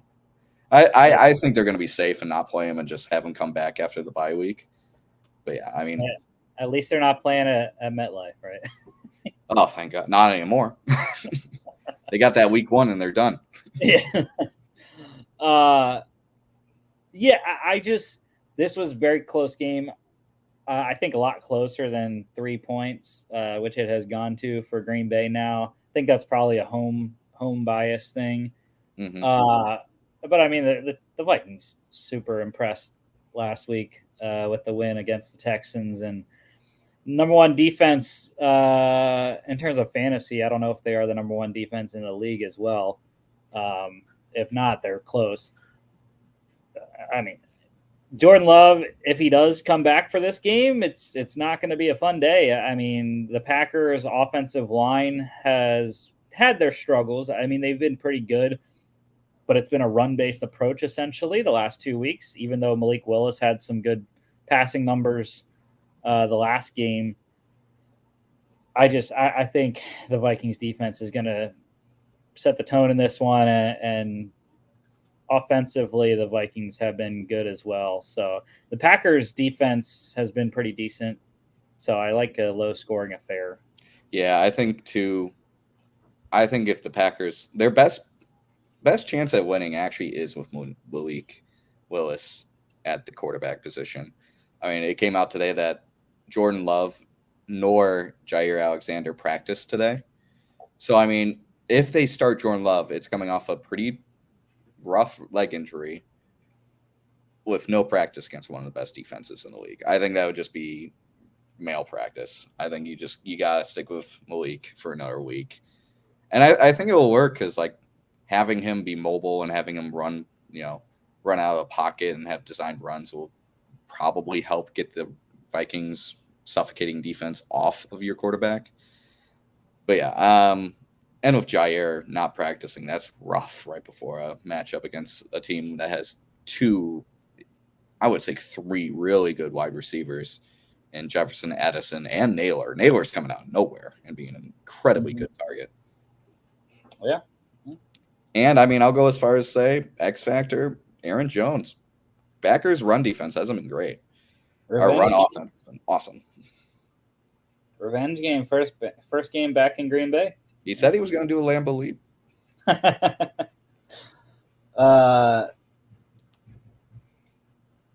Like I said, I like the under 43.5. I think defensive game here. Yeah, I gotta agree. Going to another division matchup here. Saints at the Falcons. This is Logan's third or second lone wolf, I should say. He does have 3. He's the only one. So he's going big. College and NFL. He's going make or break. Yeah, this was another close one. I think I originally did go with the Saints. Mm-hmm. But what I saw from the Falcons is a really good offense. And more importantly, I think their defense has impressed me. The reason why I'm picking Atlanta, though, is the interior. Mm-hmm. No Eric McCoy for New Orleans. No Cesar Ruiz either. So Grady Jarrett should have a great day inside there. Maybe even put Matthew Judon inside on rush downs as well. I think interior is going to make the Saints' day really tough. Yeah. I mean, I got to agree. I think the Falcons legitimately are the best 1 and 2 team in the league, which is a weird title to have. But, I mean, their 2 losses, the first one was rough. But, I mean, their 2 losses against undefeated teams. And their 1 win, they looked really good. And even in their loss last week, even if they're, even in their 1 loss with that obviously missed defensive pass interference on Pitts in the end zone, they're a Chiefs refs handicap away from being 2-1. Don't know what you're talking about. I had the Chiefs spread in that game.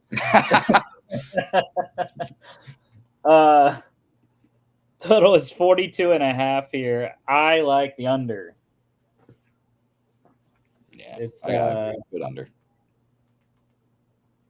Yeah. Jags at the Texans. I'm taking the Texans spread. I mean, this Jacksonville defense has shown absolutely zero life. And quite frankly, for the Jags, I'm scared for them because it could potentially be the same score as what they just went through on Monday. Final game of Doug Peterson's coaching career. I mean, potentially. It's not setting up well. I mean, one thing that the Jags won't have to deal with is Tank Dell. Tank Dell's out, but they still got Nico Collins. They still got Stephon Diggs. They still have Dalton Schultz. They still have Cam Akers in the backfield, even without Joe Mixon and Dameon Pierce, which I don't believe Mixon has been ruled out yet, but he's not tracking to play. Yeah, I saw him. Evan Ingram's out for Jacksonville. I was gonna say I saw him ruled out, and then I saw they unruled him out.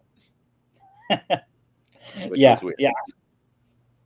I've heard that they don't expect Mixon to play. I heard it's expected that Cam Akers starts again. So, but yeah, for the Jags, Evan Ingram's out again, and I don't trust this Jacksonville offensive line to protect Trevor Lawrence against Danielle Hunter, Will Anderson Jr., and the Texans pass rush. Yeah. So, Houston -6, give me that. Total's 45.5. I'm leaning on the over. Last 1 o'clock game here, Rams at the Bears.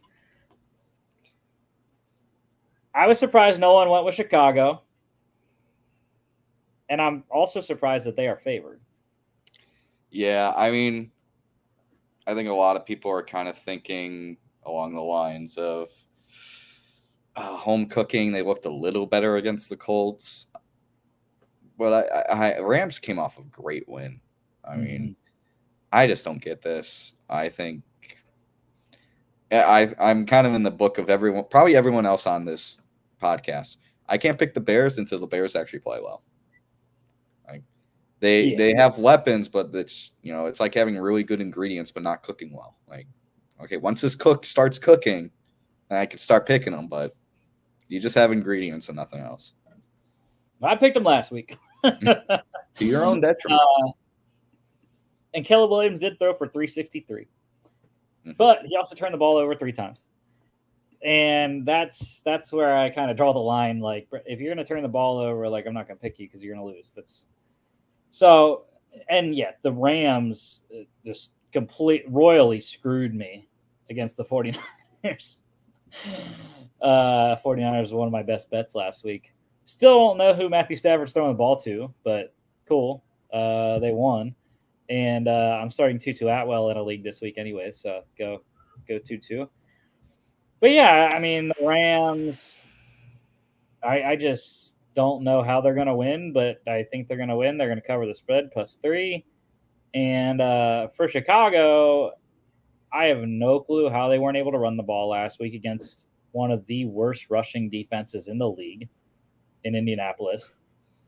And DeAndre Swift, I mean, Howie Roseman's laughing his ass off right now because there was a lot of stuff made about them not keeping Swift this offseason, and he knew DeAndre wasn't that good of a player. It was because the Eagles' offensive line was good.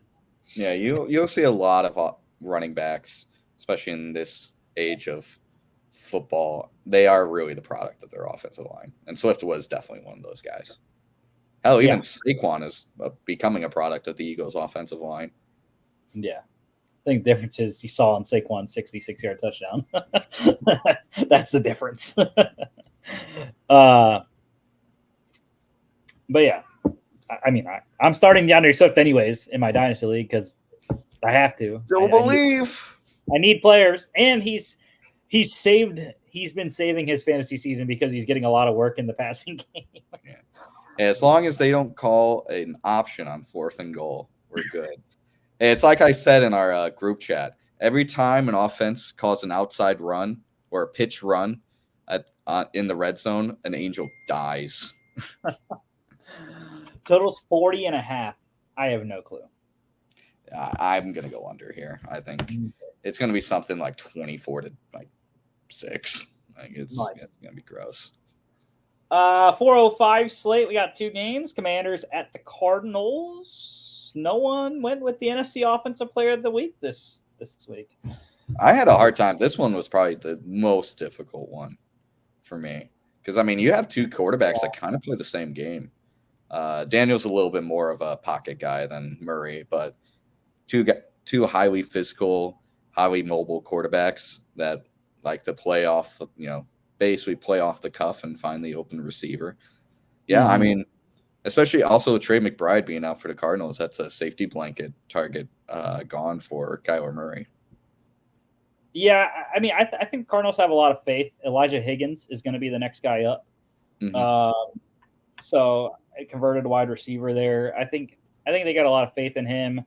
Also, I think Michael Wilson's going to get a lot more targets without McBride there, as Wilson's going to be the number 2 target in the offense. James Conner should also get more receiving work than he's used to. But for this one, I went with the Cardinals because of their defense. They really impressed last week, holding Detroit to only 20 points. And especially in the second half, they time and time again gave this Cardinals team a chance to win. They gave the ball back to them multiple times, and the offense just couldn't get it done.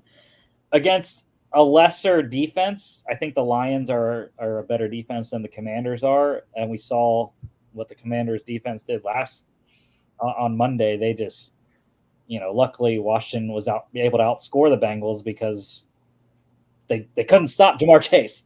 So I expect a great day for Marvin Harrison Jr. After kind of a tough outing against Detroit.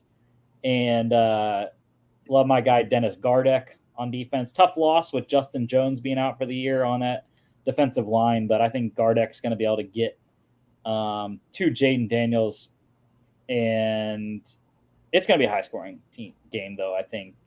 Even though I just boasted on the Cardinals' defense, I do think it's going to be a lot of points in this one. That's why this is the highest total of the weekend, 50.5. Let's roll with it. Over 50.5. And the other 4:05 game here, Patriots at the 49ers. Yeah. Yeah, this should be a blowout. They get George Kittle back for San Fran, and I mean, I also think they're just gonna be pissed, man. I mean, that was putrid to lose that game against the Rams last week. No, I still don't know how it happened. But one thing I do know, Jacoby Brissett's not going to turn the ball over, unfortunately. But they're going to stuff the Patriots' rushing attack and make Jacoby beat them, and he's not going to be able to. I will say, though, there's a little bit of drama in 49ers camp. I don't know if you saw. There's a video today of Ayuk throwing basically a temper tantrum at practice. He was asked to wear black shorts instead of red, and he basically flipped out on Kyle Shanahan, took off his shoes, took off his gloves, took off his red shorts and kicked them, and just begrudgingly put on black shorts. He maybe a little tension out in 49er land right now. Hopefully that doesn't translate onto the field. So I have 2 things on Brandon Ayuk. For one, I don't blame him because he hasn't been targeted enough in this offense, especially when they blew that big lead last week. Mm-hmm. For 2, I don't have any empathy for him because he dropped the freaking touchdown ball against the Jets that would have won me $500 So,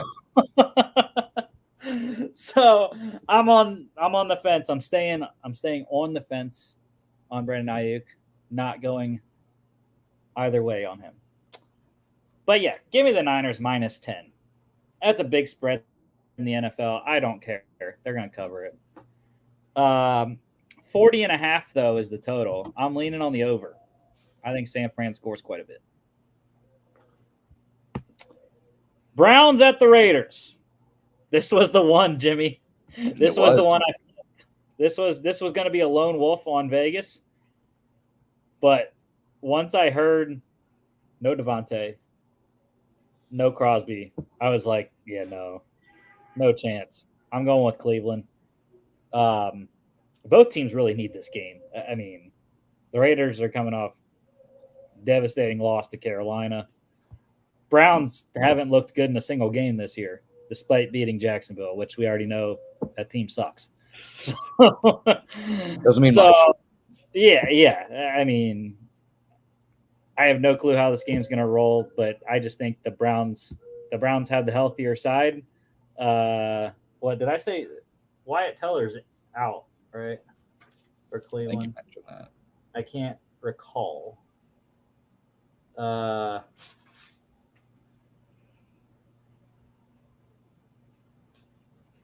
Njoku is out. And Wyatt Teller, yeah, he got put on IR. So they don't have him inside to run the ball. They really haven't been great at running the ball anyways this year. So no clue. This is a toss-up, but I'm going with Cleveland. Their defense. That's why I'm going with Cleveland. Yeah.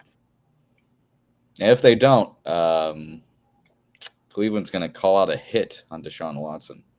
The entire fan base might just kill him. Yeah.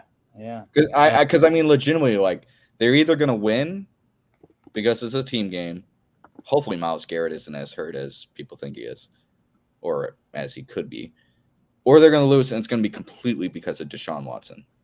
Like, it's very hard usually to pinpoint just one reason why a team lost a game. But, like, for the Browns, it really is just Deshaun. Like, Deshaun just isn't good at this.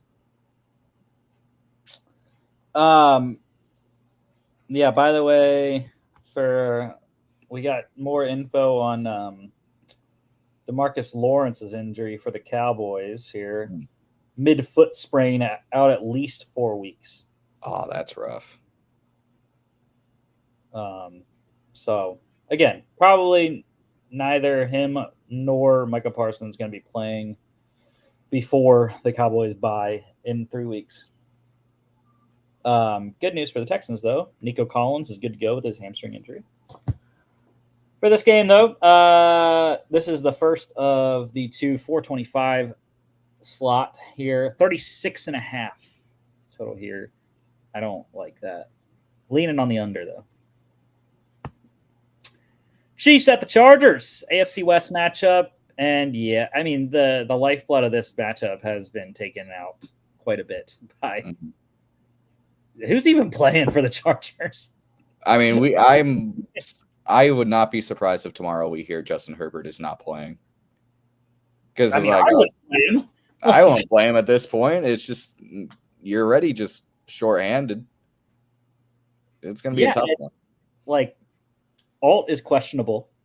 Oh, Slater's already been ruled out. Oh. So, like, they don't have their left tackle. I don't know if they're going to flip Alt to left or not without Slater. I wouldn't, just to keep that continuity with him at the same position, because he's already learning a new position at right tackle anyways. I agree. So I think they still have Trey Pipkins, so I think he would be the guy that goes into left tackle. And, I mean, Pipkins against Karlaftis, like, I'm giving that to Karlaftis all day. And then you got Chris Jones inside. Yeah, I mean, Justin Herbert not going to have a chance. Yeah. I mean, it wouldn't really matter where you put Alt. Again, it is just Chris Jones just up the middle. Yeah, and then he rushes outside sometimes too. So, like, yeah. I like the Chiefs -7. I think it's going to be a blowout. Defensively for the Chargers, which has been surprisingly one of the best defenses in the league. They've been, I think, a top 10 unit so far. They don't got Bosa. They still do have Khalil Mack playing. But no Bosa is going to be tough on the pass rush because the Chiefs are just going to double Mack majority of the day. So, yeah, I mean, I don't think it's going to be a good game at all in SoFi Stadium. 39.5 is the total. I am leaning on the under. Mm-hmm. Taylor Heineke would be the guy starting for LA if Herbert sits. Bills at the Ravens. Logan going out.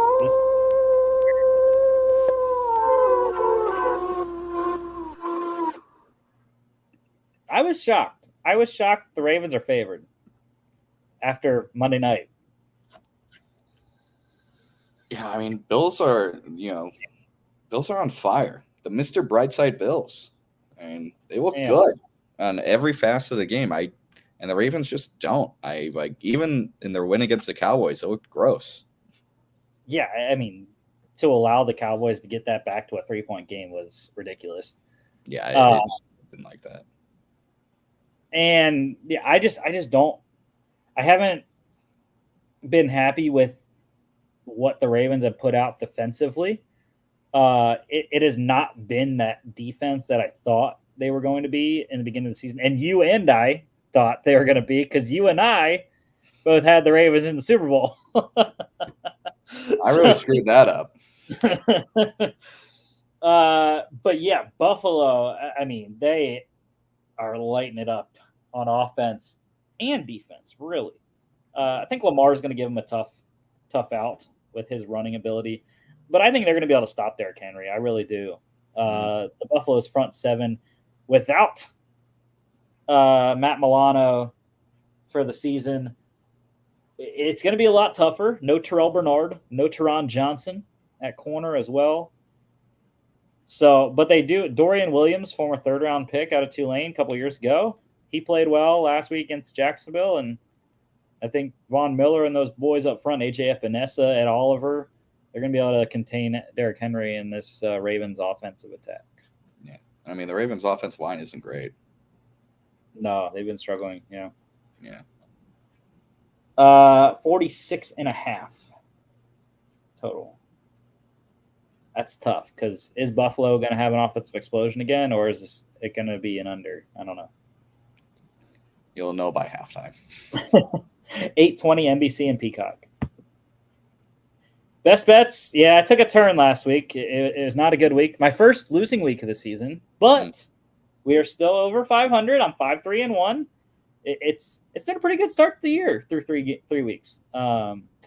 So this week, I absolutely love the Steelers. That's like my hammer whale 10-unit lock of the week, -1.5 at the Colts. I think that is easy money. Love that one. The other two are a little bit more skeptical. The Vikings +3 at the Packers. We announced that is now a lone wolf for Logan. So, yeah, I think they can cover, but I also think they can win. Like that one. And the Bills, we just talked about that game, +2.5 at the Ravens. I just think they have the better team. And while it's a tough road atmosphere in Baltimore, nothing the Bills have shown me this year so far tells me they're going to lose that game. Yeah. Nothing the Ravens has shown me tells me they're going to win this game either. Yeah. Lock standings. Yes, sir. I am at the top now. You and I. Tied at the top. You just put your name first just so you could say you're at the top. No, because I had a 1-0 week last week. If it's tied, I go with the person who had the best week of last week. So that's why John's above Logan as well. So in terms of locks last week, John and I, we were on his Seahawks. We got the win. You had a tough one. You had the Raiders losing to the Panthers. I had the Raiders. And I didn't believe in the Red Rocket. And Logan, he lost the Bucks. The Bucks losing to the Broncos. That's a difficult one to swallow there. Here we go this week. You and John are in lockstep. You're on the Texans against the Jags. I told you I'm just locking everything up on the Steelers this week. So give me Pittsburgh against the Colts. And Logan, he is going with the Jets against the Broncos. The team that he lost to last week, the Bucks. He's trying to get revenge with the Jets beating the Broncos this week. And for the Dogs, Logan has fallen. He has finally fallen. Yeah. for the dogs last week. It was John and him. John and him were together. They were on the Cardinals +3 against the Lions. That's right. Lost by a little bit. And you and I were together last week. You and I were on the Packers +3 at the Titans. Why? Because the Titans suck. So we got 2 wins last week. I am now a sterling 4-1-1, above you by half a game. Thank you, Bo Nix and the Broncos week 1, +6, pushing that spread in Seattle. You and Logan are now tied at 4-2 for second. And John, he's got to get it figured out. It's going to be a long season for John. Come on, John. Don't pick teams you think are going to lose but still cover. Pick teams you think are going to win. That's how I always do my dogs. Well, here we go. I'm scared because John's with me this week. Oh no. We are on the Rams +3 at the Bears. Everyone here thinks the Rams are going to win, so that's good at least for us. You, sir, are on one of my best bets there on the Bills +2.5 at the Ravens. Logan Lone Wolf in Baltimore on that one. And he went from locking in the Bucks last week to having them at his dog this week. He's with you on that game with the Bucks +2.5 against the Eagles. Nice. And there's Silver Day, Week 5 NFL next week. Don't forget to follow us on all our social media at FAA Podcast, Instagram, and X, FAA_bets on X as well. FAApodcast.com is a website. You can check us out here on YouTube, Facebook, X, and Instagram, as well as Spotify, Apple Podcasts, iHeartRadio. Thank you all for watching. Enjoy your college football and NFL weekend. We will see y'all back on Monday.